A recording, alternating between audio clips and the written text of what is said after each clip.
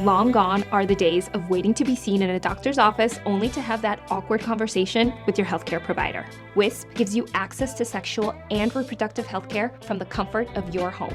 Get treatment for BV, yeast infections, UTIs, and much more delivered directly to your home or ready for pickup at your local pharmacy in less than 3 hours. The best part? Wisp is discreet, convenient, and you don't need medical insurance to receive care or prescription medication. Visit us today at hellowisp.com.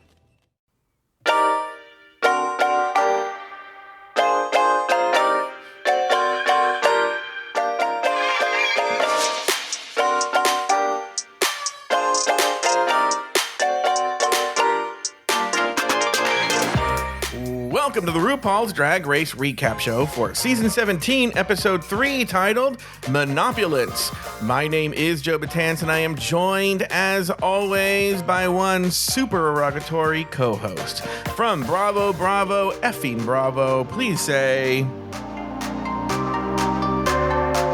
to Mr. Nathan Patrick Brown. Hello, Nathan. Hi. How are you, Joe? I'm lovely doing to see you. Lovely to see you. I do love. This is how short the TikTok ban in the US was. That in between, just between us girls, which we record right before this episode, we just recorded it. It was canceled, and then now we're recording, and it's back. That is, Mama, I smell a stunt. Yeah. It was a shtick talk, what I'm going to call it.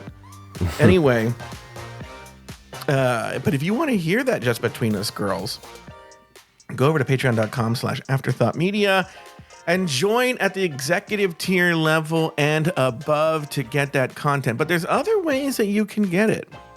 You can go to Apple Podcasts and just scroll right up and hit subscribe. I think it's like $6 a month, and you get Just Between Us Girls the same time everybody else gets Just Between Us Girls. Coming soon. I just haven't set the price yet. You can also just buy Just Between the Girls, just straight out, just like flat price. I don't know. I don't want to say a price yet, but you can do that if you don't want to. You don't want to subscribe, but you just want to buy Just Between Us Girls. You can do that a bunch of ways. By the way, too. Remember, I think I can do a new offer code this week, and I'll make it for longer.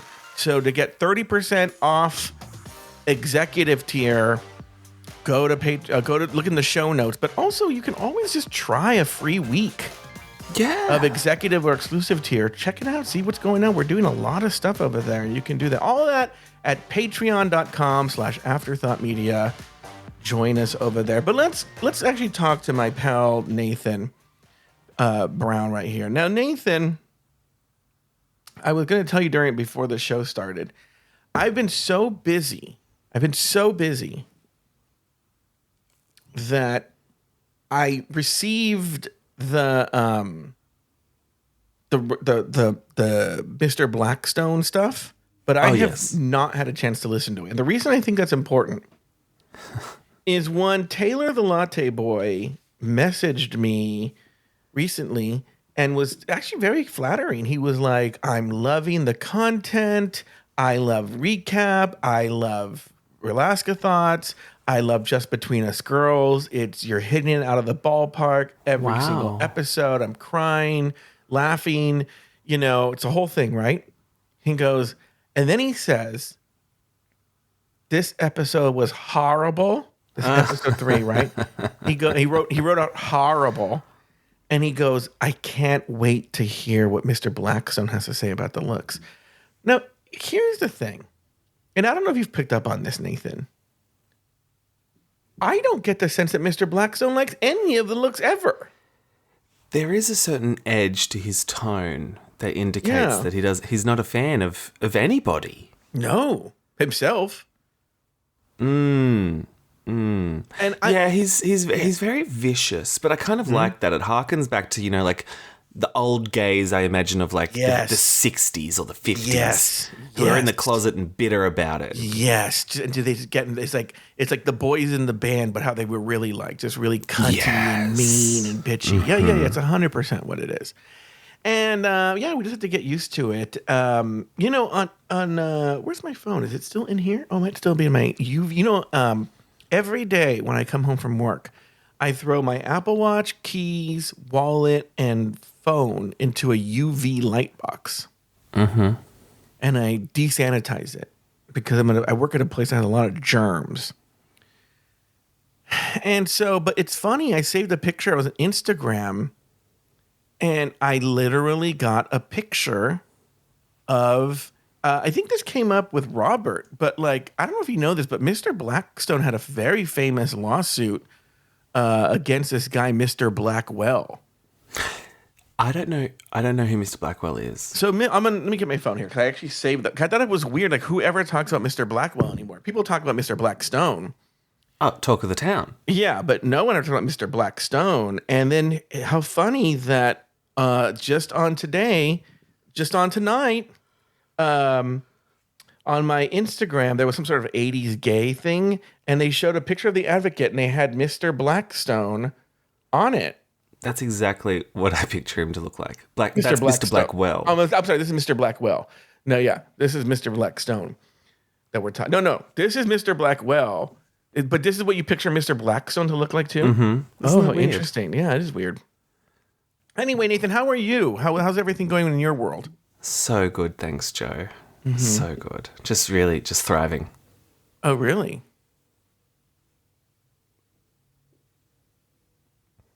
Nah.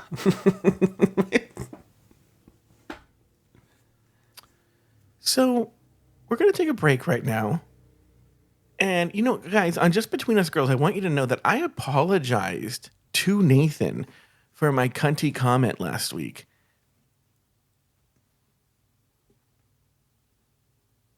All right, we're going to take a break. When we come back, we are going to talk about, we're going to get right into the episode. I think Nathan's mad. No?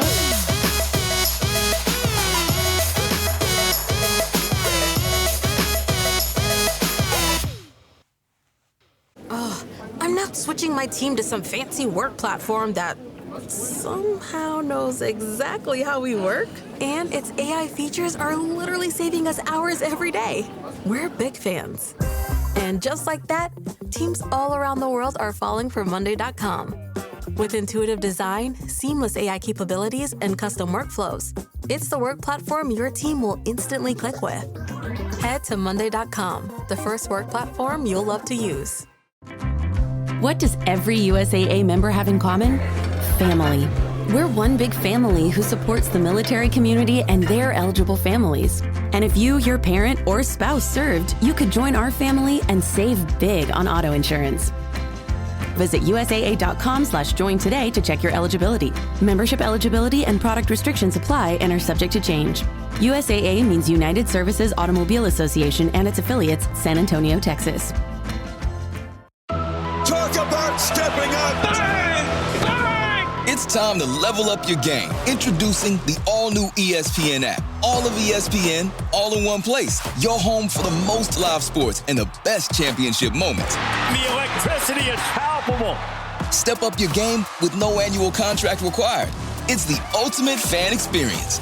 Level up for more on the ESPN app or at stream.espn.com. Sign up now.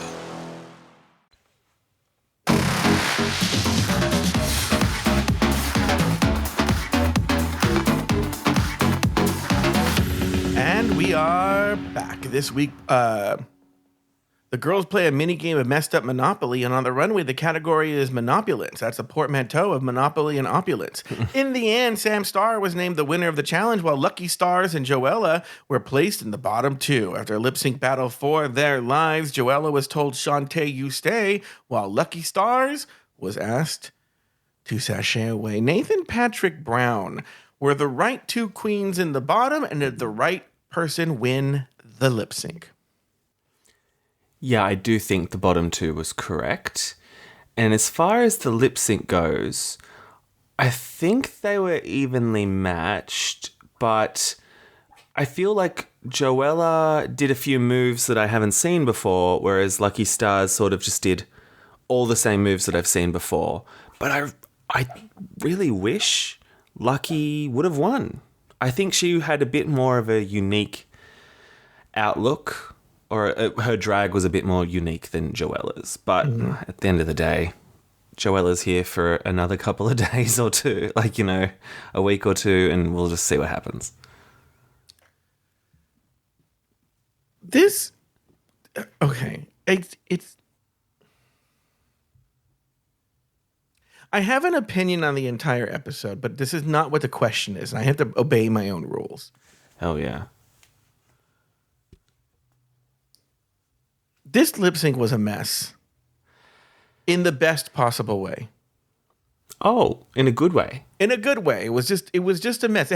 Unfortunately, it has to do with my bigger picture thought on this episode. But this lip sync in particular was a mess. Joella, who, by the way, and I will say this now, in the first act, okay, in the first fucking act,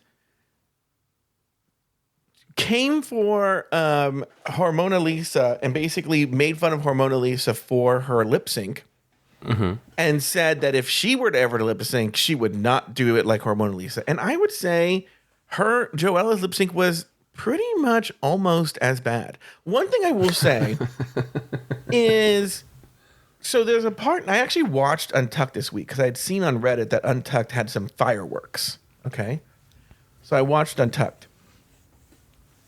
And this Joella is out of fucking control.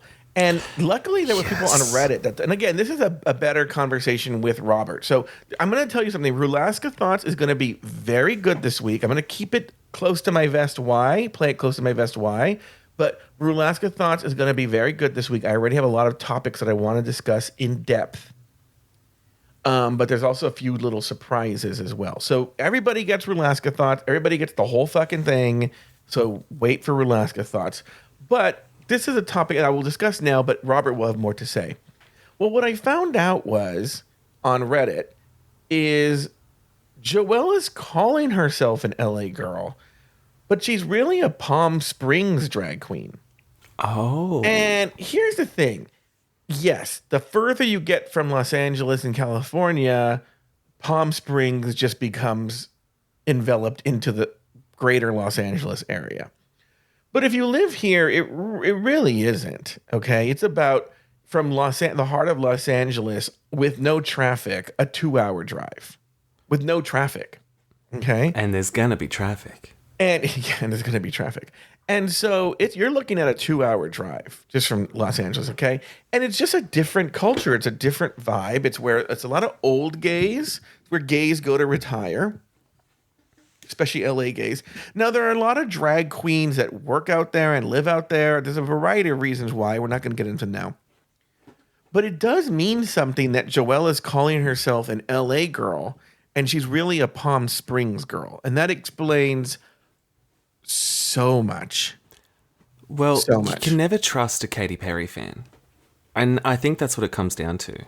Yeah. She's like the chair of the Katy Perry fan club. Like, we can't trust her to tell the truth. Her name in her role is Katy Cherry.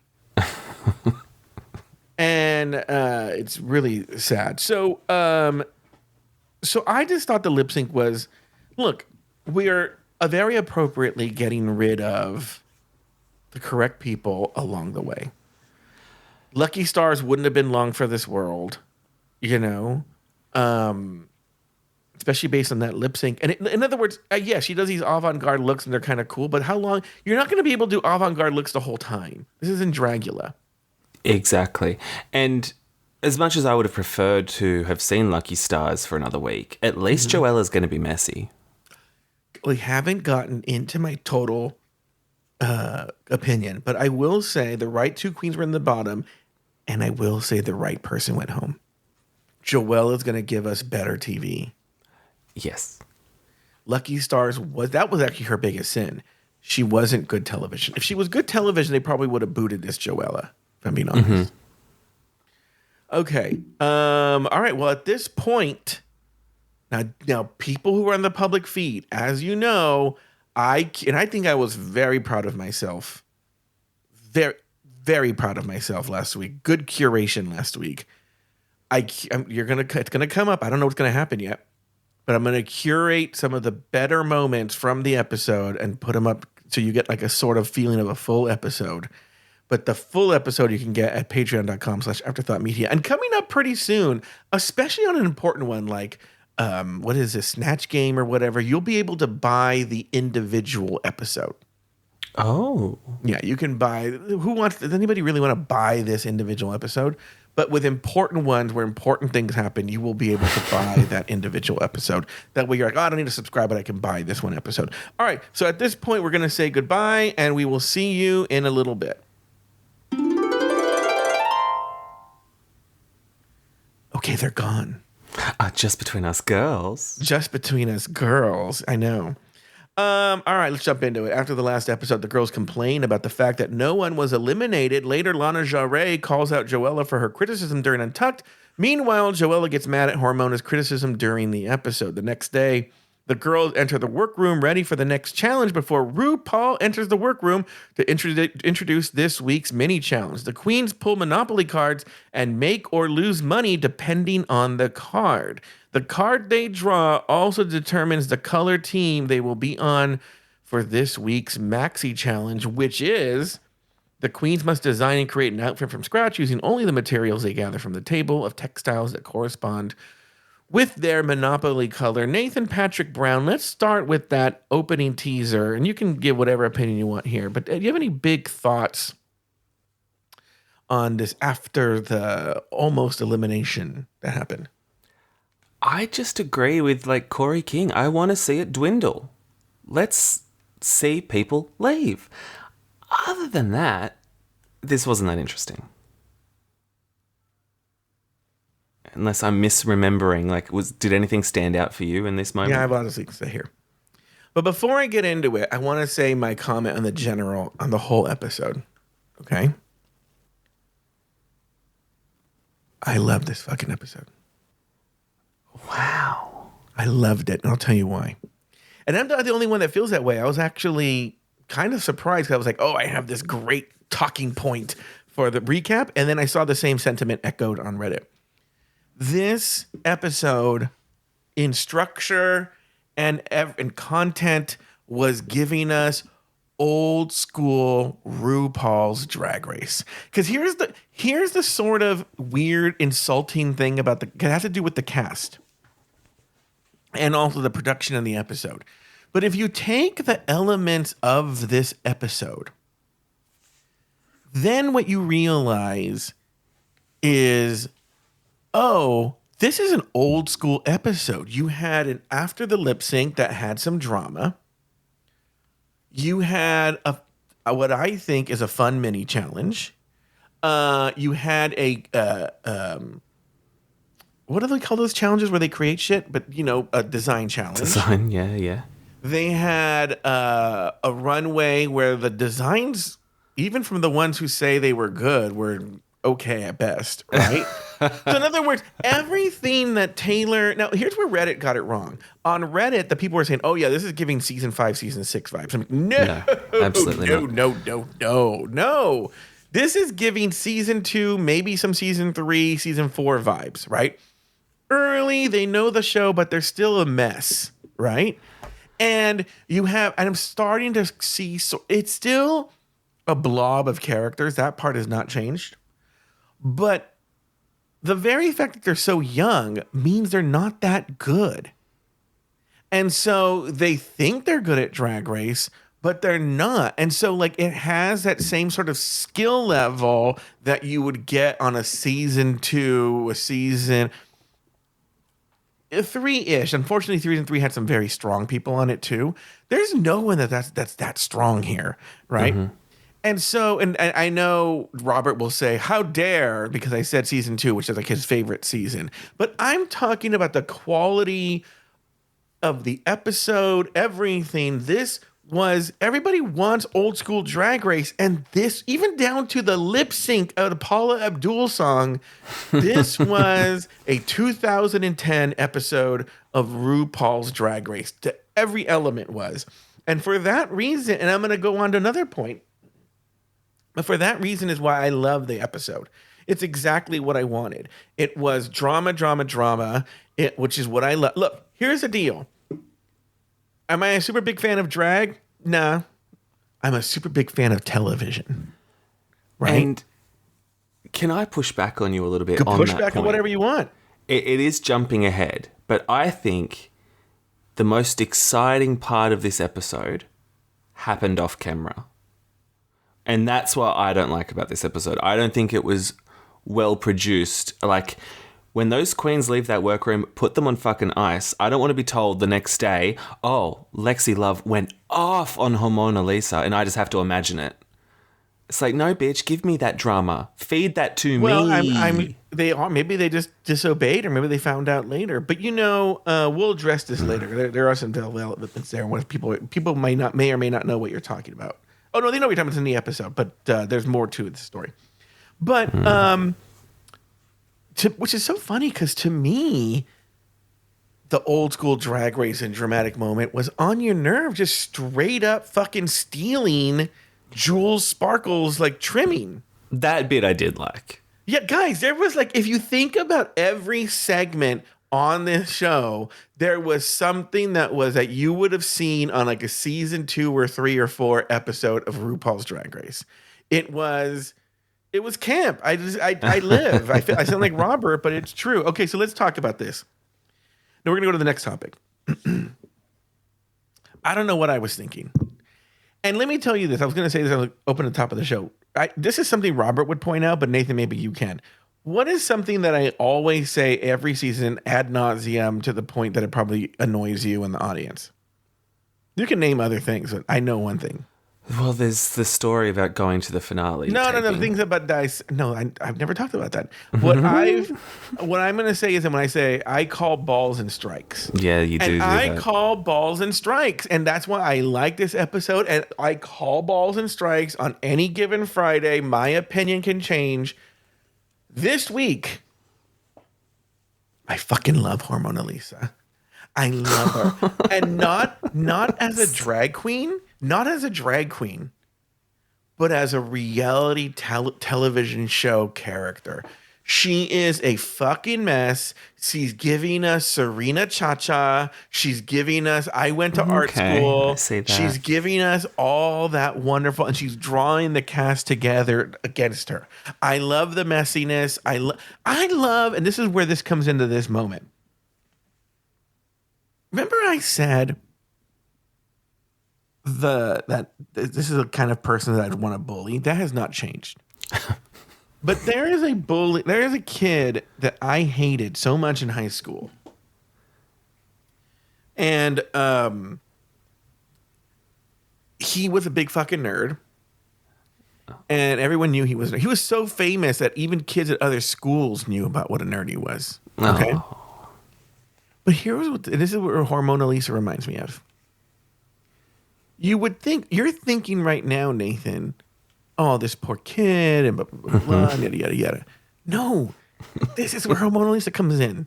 It wasn't just that he was a nerd, but he had the unmitigated gall as if he were the coolest guy in school. Okay? Oh, I see. And that made the people, okay. Here's a story. This is one story, but this will be indicative, and this is something Hormona Lisa would do. He called like every girl in the school to go to prom with him. And they all turned him down. Yeah. And finally, this one girl feels sorry for him and says she will go with him. And he was happy, and he goes, oh, I'm so glad because you were at the bottom of my list. So I had no one else. Meant it. That's rough. And then did you drop a bucket of blood on him? I did. Mm-hmm. And boy, did I laugh. We all just laughed at him. And he didn't have any telekinetic power, so we all just laughed at him. Phew. Yeah. But the point is, this is Hormona Lisa. This is her because she was eliminated. And the only reason she was there was because the producers rigged. I've thought about this so much. She knows that they saved her, which has gone to her head even more. Yes, that's what I was going to say. She knows it's not chance. She knows it's not chance. She knows it was rigged, but she doesn't realize they were just doing it for good television, because if you're going to do a challenge like this, you have to have the first one pay off, right? So they did it, but she thinks that she was saved because RuPaul has anointed her, that she's the chosen one. So RuPaul saved her. And I bet she also thinks if Ru was judging that week, she wouldn't be in the bottom. She was only in the bottom because her peers judged her. And that's why RuPaul saved her, was because... But guess what? She would have been in the bottom. She would have been in the bottom. And if I have to hear about that fucking book tour again, that's what pisses me off with this Homona. Like, shut up about it. We get it. But now I see what you're saying. You're reframing it as like a fun camp positive. Maybe I'll lean into it. The nonsense she's bringing, and she's making everyone so angry. And what's funny is you can see it, and like I've said before, none of them wants to be Roxy Andrews or anybody in Relaska Talks. They don't want to be, they don't want to be the bully against a Jinx Monsoon. So they are doing everything in their power to hide their fucking, as much as possible, hatred of Hormona Lisa as much as possible. But it's you can see it's seeping out. It's coming out because they don't want to, but eventually it's going to break. Because the way she comes for Joella in this episode, which we're going to work our way backwards here, as if she were the winner. She acts in this opening act like a winner. Like, because she pulled the lever and Michelle fell, she forgets that she was in the bottom two. She forgets that she lost the lip sync. She thinks she won. So do you notice that she conducts the meeting like the winner? And she's like, oh, congrats, Jewel Sparkles, on your win. Is that who won? No, Lexi Love. Congrats, Lex. Let's give congrats to the winner. And then what do you think? She's hosting the show like she's me. Lexi can't get a word in. Yeah. And I'm like, oh, this bitch. And then, okay, so now we're going to work backwards because this is where I start to love Hormona Lisa. Okay. You're making the case for me, Joe. Well, let's talk about Lexi Love and Lexi Love's like, hand on her chest, like, yes, thank you, everyone. I'm like, you only won one challenge, right? Like, the way these people act because they won a challenge is ridiculous. And it's a challenge where you were just competing with half the amount of girls. Like, It's not like you even won, like, out of the whole thing. It's funny that you say it. Thank you for saying that, because it reminded me of something. And it's going to explain. I didn't think about this. I didn't put it into context. But remember, I said, "Oh, I haven't felt this disconnected from a cast ever." Yeah. And I realize it's because it's the first time in a while that they haven't done a split premiere. So they couldn't do the split premiere because they needed to rework this Fakakta Rada Queen because Plain Jane fucked it up by the way she gamed the system. So they had everyone come in at once, but it didn't give us enough time to get to know the girls. So I think if we would have had a split cast, like, I don't know, they're still kind of boring, right? They're still kind of vanilla, but they would have a bit of a chance. Okay. Still, we're still in the opening act. We're still in this cold open act, right? Then they go to this Lana Jarre. And they do a flashback to the Untucked from that episode. And she says to Joella, what were your real thoughts on my performance? And she goes, don't worry, we can take it. I'm a big girl, right? This is why the episode's so beautiful. Dentist Joella gives her real opinion. And Lana Jarre is upset. She can't handle it. Yeah, she can't handle it. And brings it up to her. And right after the thing, it says, I can't believe you said this to me. But Joella was right. The song was underwhelming. I don't care if the song was right. Like, she's mad about her coming for her, even though she said, I'm a big girl, I can take it. And then she cannot take it. Doubles down and is like, bitch, you said you can take it. And I could, like, I'm just being honest. And then Hormona Lisa is honest with her. And Joella gets mad. I live. I was like, yes, this makes no sense. They're back to being messy drag queens. They've gotten used to the cameras. Let's look at the logic here. Lana Jarre, tell me your honest opinion. I'm a big girl. I can handle it. Joella, here's my honest opinion. Lingerie, you fucking cunt.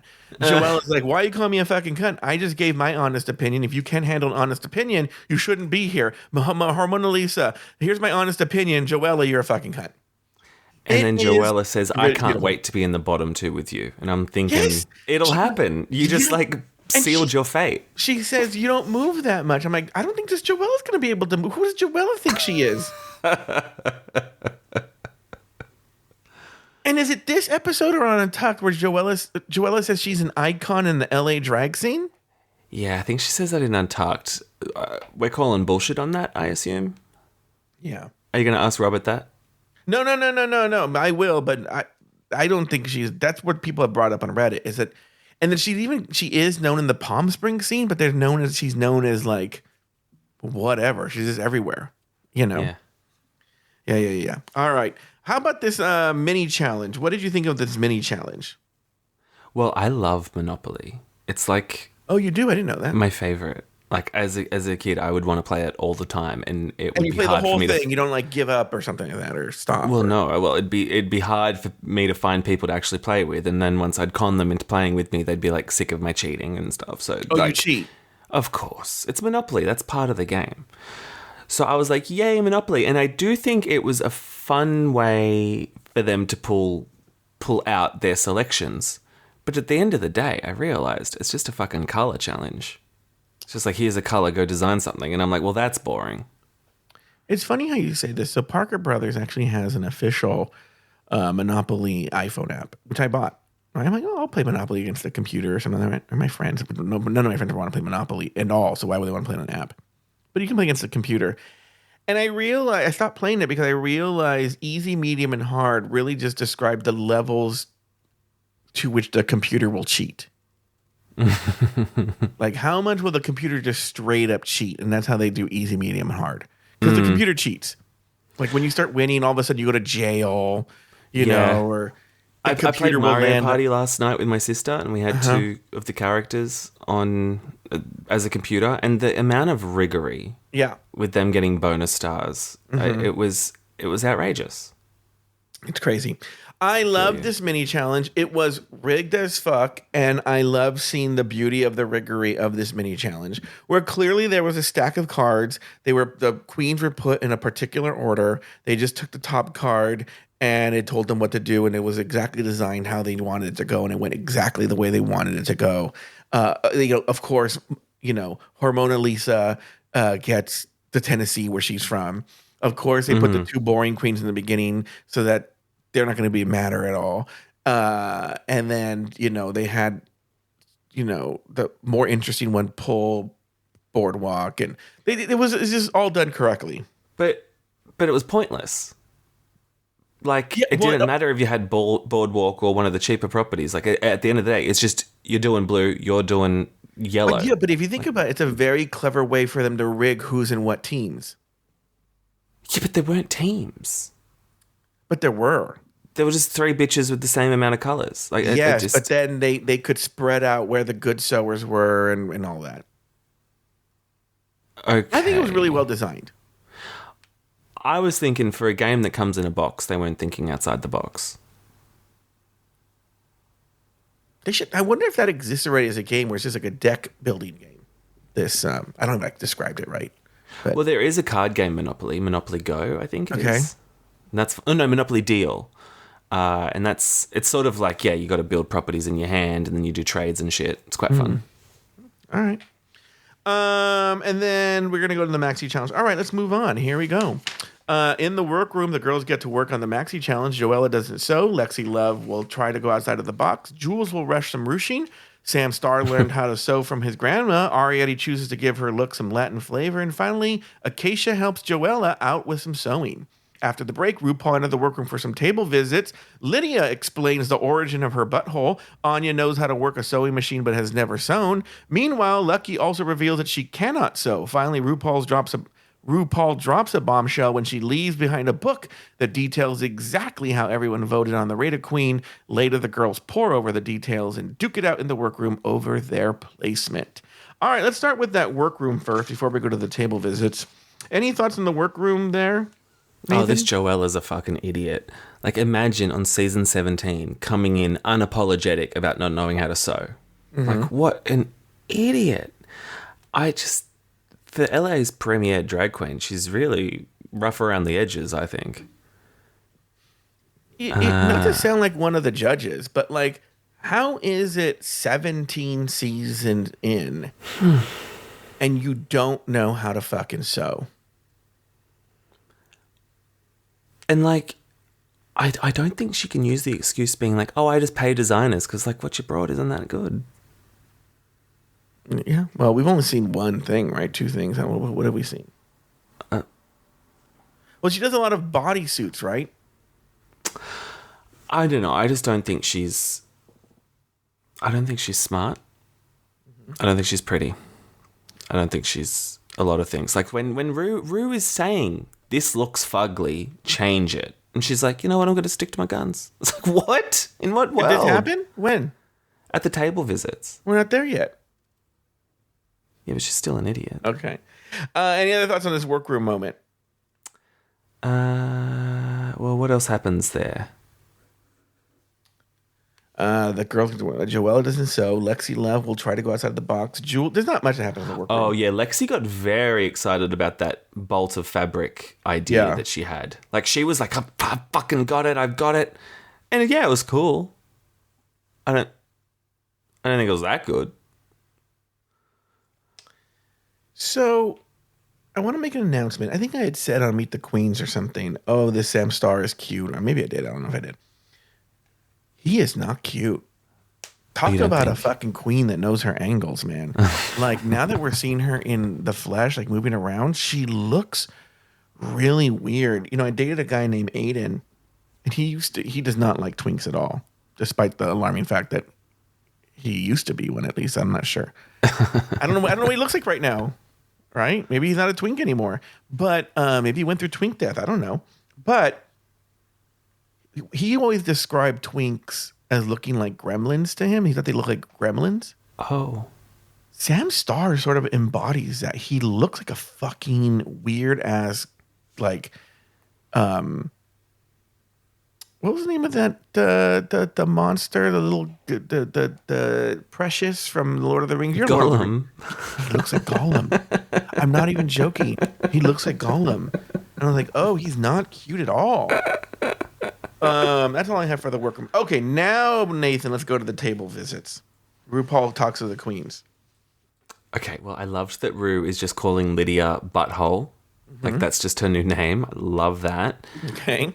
On Your Nerve continues to get on my nerves when Ru's like, oh, do you know how to sew? And she's like, well, no, but I'm familiar with the machine. I'm like, what does that mean, doll? What do you know what that means, Joe? I think the sense I got was she had some sort of weird ass major in college, and it had to do with like textiles or something.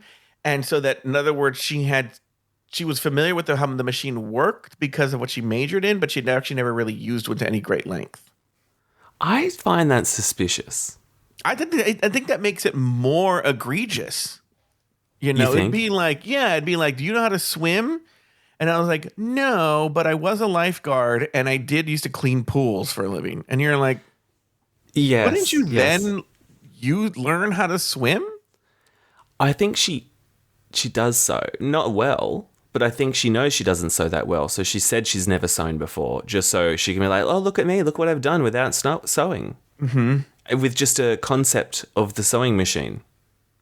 I'm calling bullshit. You know, I always call bullshit when I call bullshit and strikes. So that was annoying. This Joella, she's an idiot. Just so dumb. So RuPaul, when at the table visit, goes to Acacia and she's like, oh, something about the 80s, right? And Acacia's like, oh, can't you tell by my hair? And that's when I clicked. It clicked for me. And I was like, I wonder if Acacia gave herself a mullet in hopes that she would have her own Crystal Method, Eldebarge kind of relationship, that RuPaul would fall in love with it and she would get the same sort of leverage out of it that Crystal Method did on her season. Mm-hmm. And I was like, fuck this cunt. This was so clearly no. She probably never had a mullet, but she wore it in hopes that RuPaul would love the mullet.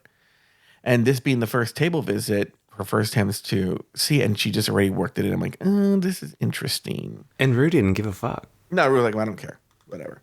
It was like my friend Adam Vaught speaks Chinese because he had a job that was in China for a while.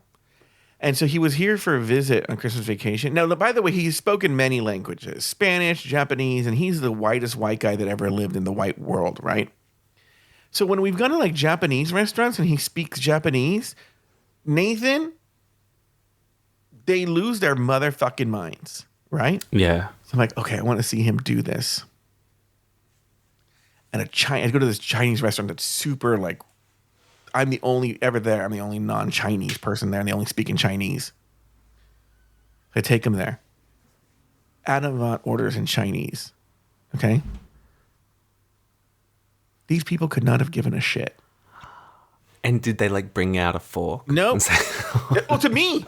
To me, They they did. did. Yeah. They It's so you're right. shady. They brought me a fork. They didn't bring him one though. They brought me a fucking fork, not him.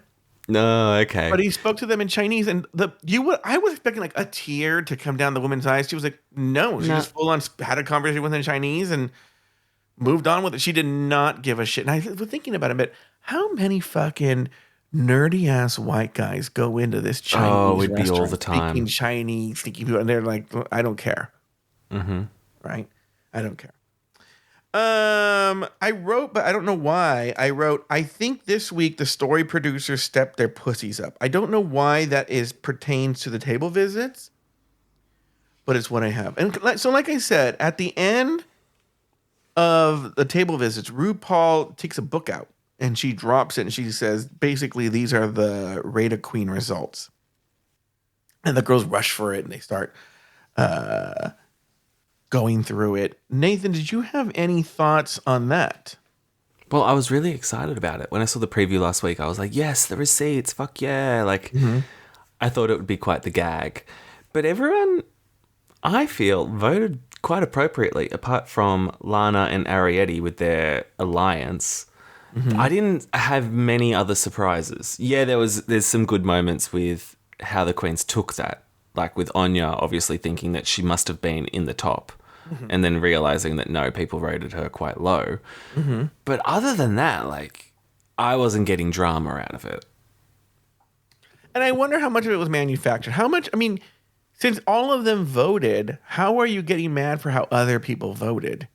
You know? Well, that's the thing. I can see being mad at Lana and Ariete because it's so fucking obvious what they've done. But also, it's kind of the name of the game. Like, that's kind of what they should have seen happening when they were deciding who goes week 1, who goes week 2. Like, the writing was kind of on the wall there. So I'm not mad at them personally. Because, I mean, at the end of the day, no one fucking went home those 2 episodes anyway, so it doesn't really matter. But, like, yeah, I can't see anyone getting too worked up over these results. Very good. I will say, and I'm kind of embarrassed, because they would show the pages every now and then. But it took me a while to figure out how the book actually worked. I was like, well, how does this work? But I realized it was each person and where everyone placed them. And not how they voted. Because, like, this doesn't make any sense. How are they voting for 5 people in 5th place? It's really weird. I have this as workroom 2, because I think there were 2 workroom segments. So I'll say this here. It's not that interesting. But I put because Lucky Stars, I think, also talks about how she can't sew. Yeah. And I said, look, okay. It's embarrassing to be on a show that's been on for 17 seasons and sewing is a big part of it, and you don't know how to sew.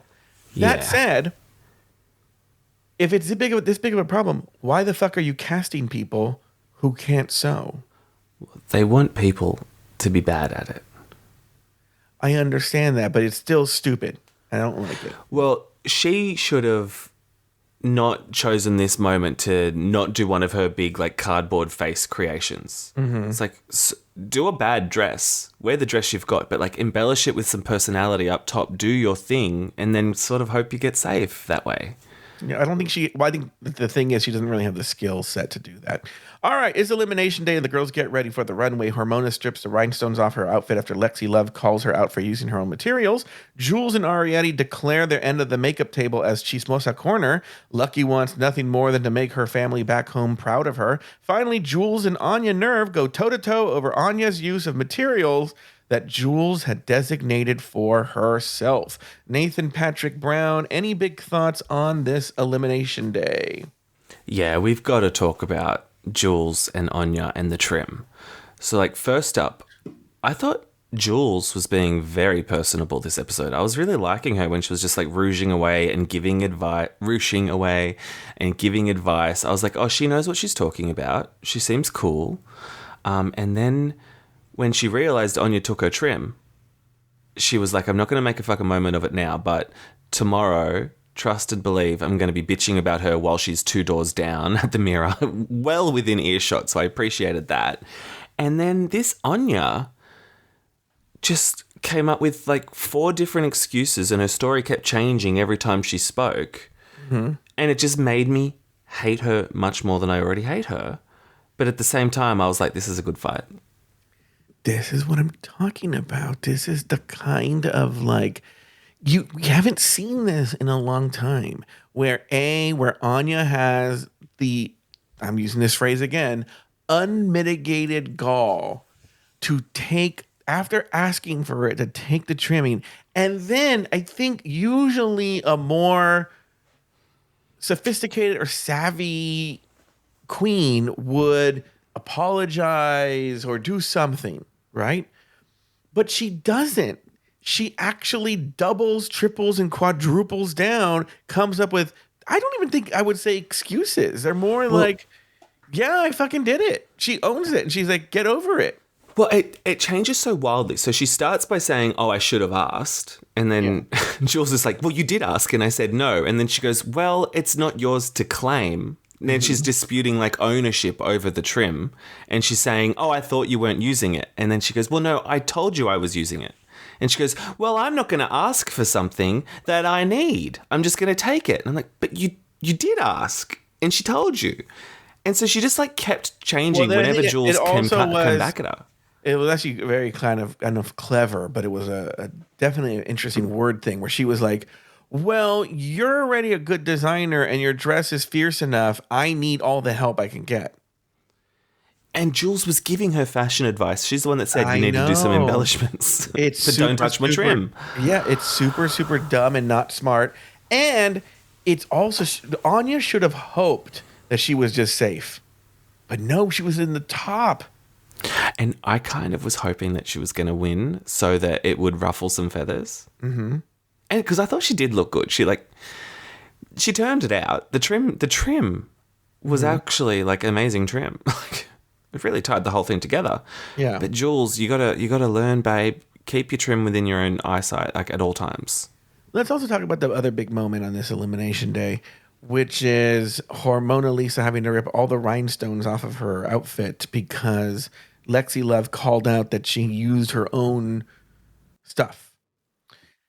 What did you think of this?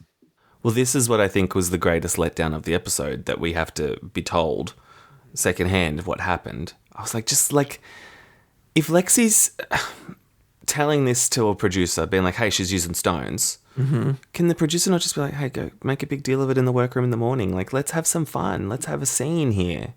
Yeah. And at least Hormona carried it into the day's storyline. She could have just been annoyed and just done it quietly. So, but I love that she was dramatically pulling them off one by one. So I don't know the backstory of how Lexi Love confronted her. What we have learned on social media and Reddit and whatnot is Lexi Love confronted 2 people. Okay.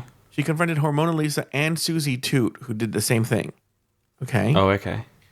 What Lexi Love says is the reason it was a thing was Hormona Lisa was the only person to bring it up on camera.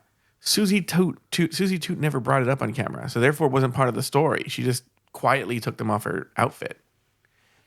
But again, it's this kind of messiness why I love this fucking Hormona Lisa. I fucking just Liv, I'm so... Well, now, by the way, like I said, it's on any given Friday, right? That this could be the case, okay? So it could be that next week, Hormonal Lisa just goes back to being boring, right? But I don't know. Based on what I'm saying, I think she's going to be a cuckoo bird up until the day she leaves. And I hope if she remains a cuckoo bird, that she stays as long as possible. I hope she, I don't know, challenges Lexi over this at some point, or at least like shades her about it, like brings it up again. Now that it's on camera, let's fight about it. Yeah.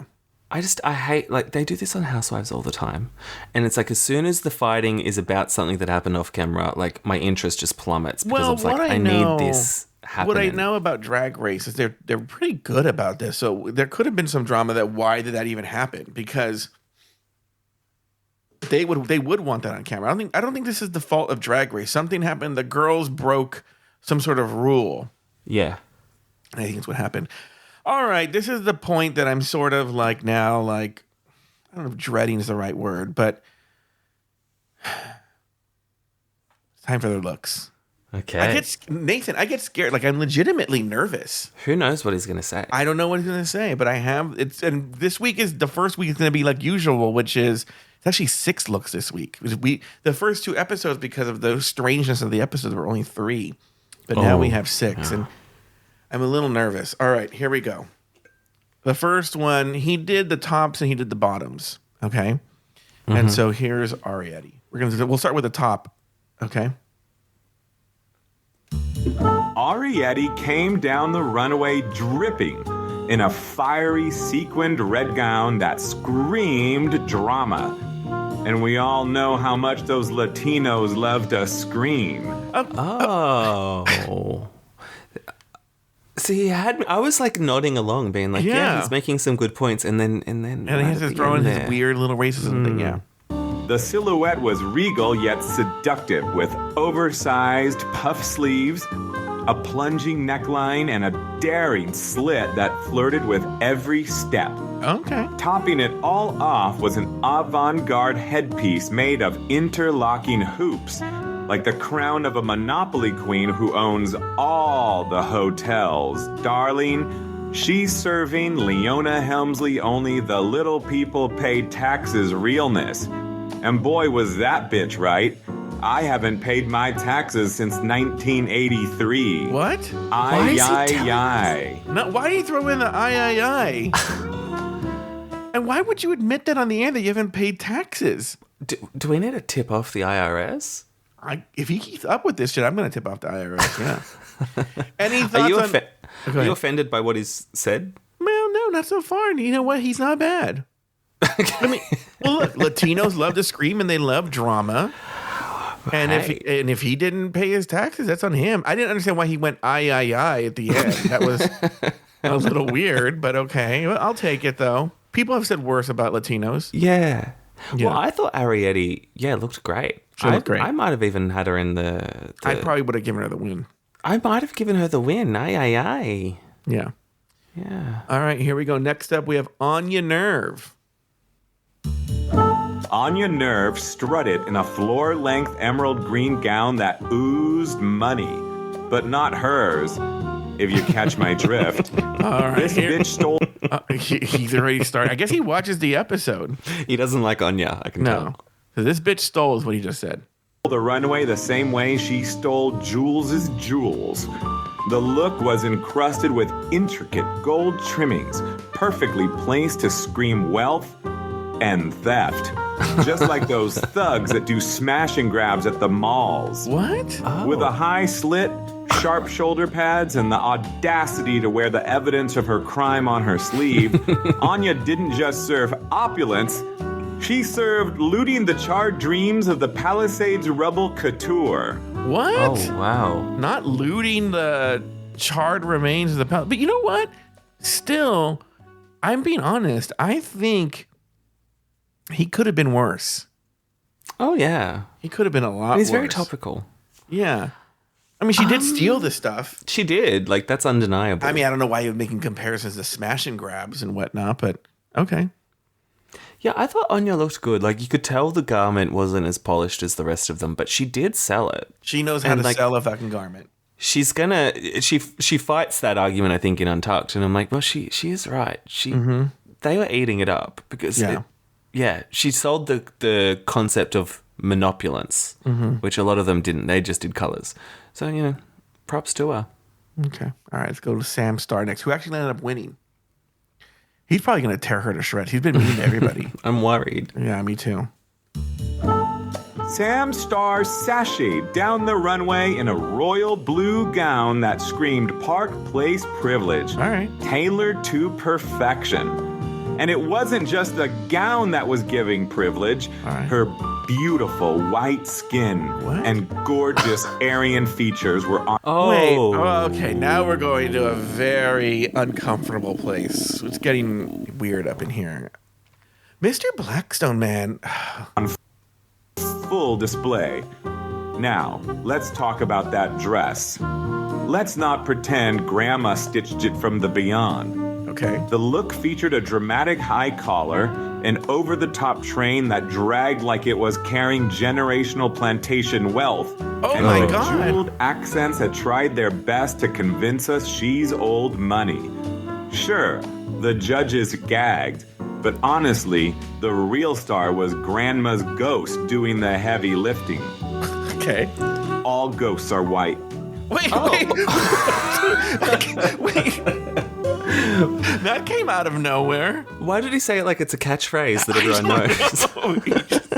It was like it was a pause, and he just said, all ghosts are white. I mean, it's true. Well, Casper. Yeah. White. But why is it important that all ghosts are white? I don't know. I think he's trying to do some sort of political commentary thing. Yeah. But I'm sort of getting lost in the weeds there. Yeah. What did you think of Sam Starr? I liked it. I liked the hat and the fan. I didn't like everything that was happening below the hip. Like, I don't have the fashion knowledge to explain what was going on there, but I wasn't a huge fan of the bottom half, but you could tell that she put a lot of work into it. Yeah, I think it looked good. I still think I would give Ariadne the win, but yeah, I think it looked good. All right, now we're going to the bottom three. If this is how she is with the top three, ay. Here we go. Corey King came out in a canary yellow cocktail dress that looked less like Ventnor Avenue and more like Ventnor pawn shop clearance rack. The dress was a feathered frou-frou mess that clung to her body in all the wrong ways, accessorized with a sad little fascinator and a purse that screamed $2 extra for a happy ending. Holy shit. Honey, opulence was nowhere to be found. She gave us Sesame Street chic. It was less Elmo and more like, oh, hell no. Like the black people like to say. There it is. I was like, okay. Because I was like, this is actually pretty tame. Yeah. And if he would have just said, oh, hell no, it would have been like, okay, well, first of all, Elmo's red. Right? Like skipping over the part that it's clearly like, I'll call back to like Big Bird, not like Elmo's not even the same color. Yeah. Yeah. What did you think of Corey King? I thought it was okay. It wasn't anything fabulous. The bag was a mess. I didn't look like a bag. It just looked like a little bit like a sack. So I was like, I'd rather not walk out there and be like, I made a bag. It looked shit. But it was fine. You could tell that she was the one that was not going to be in the bottom two. Yes, she was just 100%. She rounded out the bottom. Yes, 100%, 100%. All right, let's go on to Joella. Oh my God.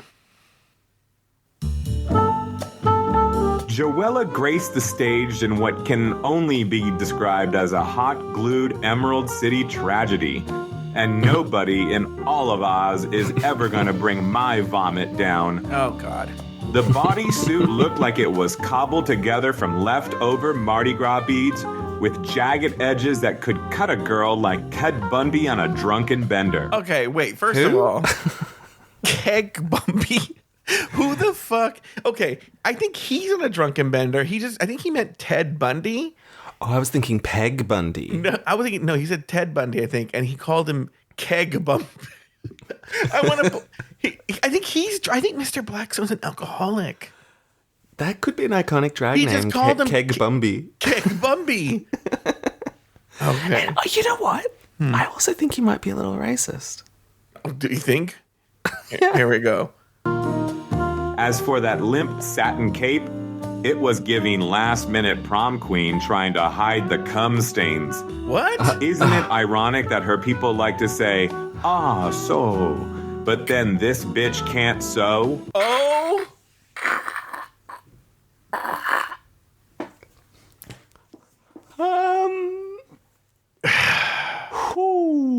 I want the record to show that the opinions of Mr. Blackstone do not reflect the opinions of myself, Nathan Patrick Brown, or Afterthought Media.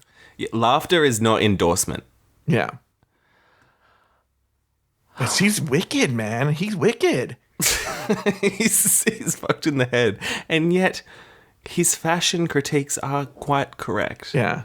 Yeah. Honey, it's season 17. If you still don't know how to sew, pack your bags, pass go, and head straight to Joanne Fabrics. But let's be honest, this bitch is gonna make her first stop at Shake Shack. Okay.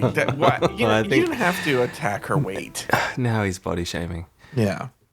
I liked the Monopoly metaphor there. Yeah. I just didn't know Shake Shack was a property. Yeah, it's not.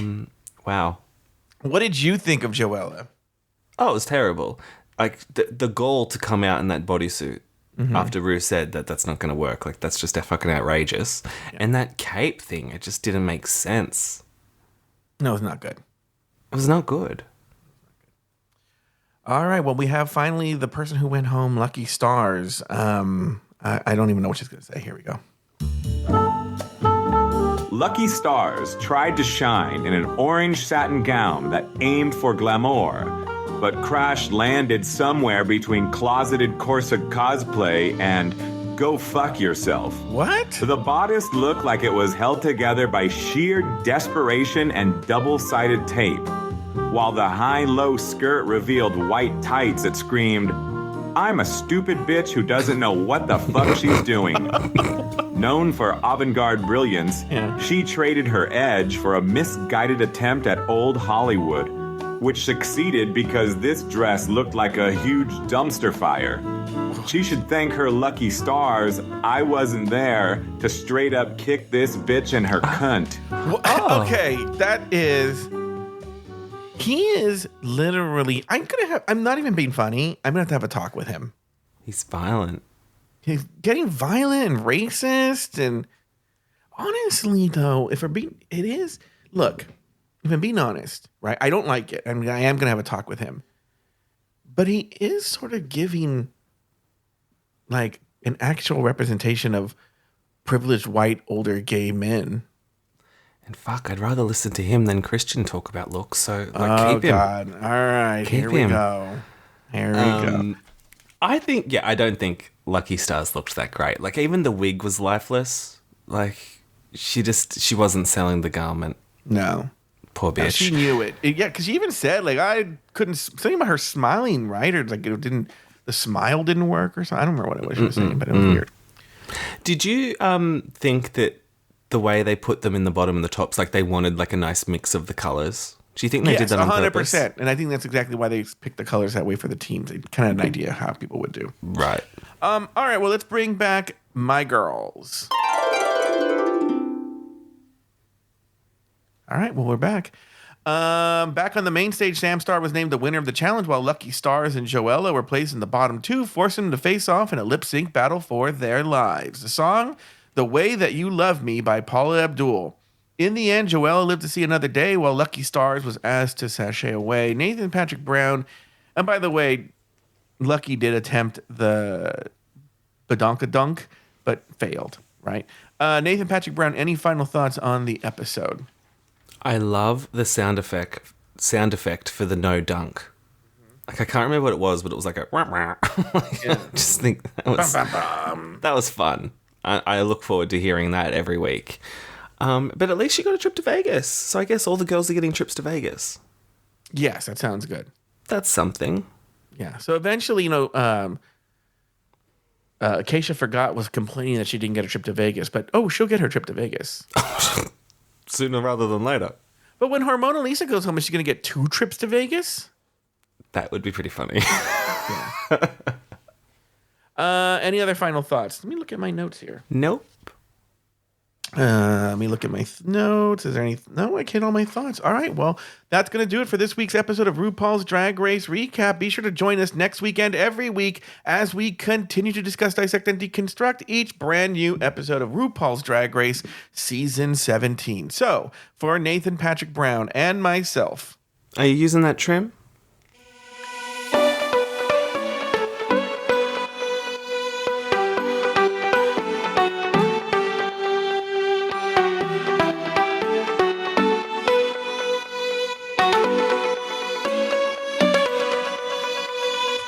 Thank you for listening to Drag Race Recap. Have something to say? Leave us a voicemail at speakpipe.com/afterthoughtmedia. You can also email us at dragracerecap@afterthought.media. For more Drag Race and LGBTQ+ content, support us over at patreon.com/afterthoughtmedia. This podcast was produced by Luke Stamen. You can follow Nathan Brown over on Instagram at NathanBrown90. Follow Joe Batance on Instagram at Joe Batance. Special thanks to these expensive tier Patreon supporters: April Pacheco, Astute Girl, Brad Coley, Derek Byers, Doofus Maximus, E. Smith, Effie Wap, Emma, Phil Skit Pony, Blind Suki, Humble Pie, J. Thomas Plank, Kathy Zender, Katie Whitmire, Lauren Eckert, Lucy Carrasco, Luke Stamen, Mary S., Mike Yeager, Nikki Baker, Nikki Pettit, Polly, Poppy Woods, Ricardo Herrera, Runner Brandon, Sarah Yu, Tom Bombs, Travi Cosmos, and Troy Anderson. Drag Race Recap is an Afterthought Media podcast.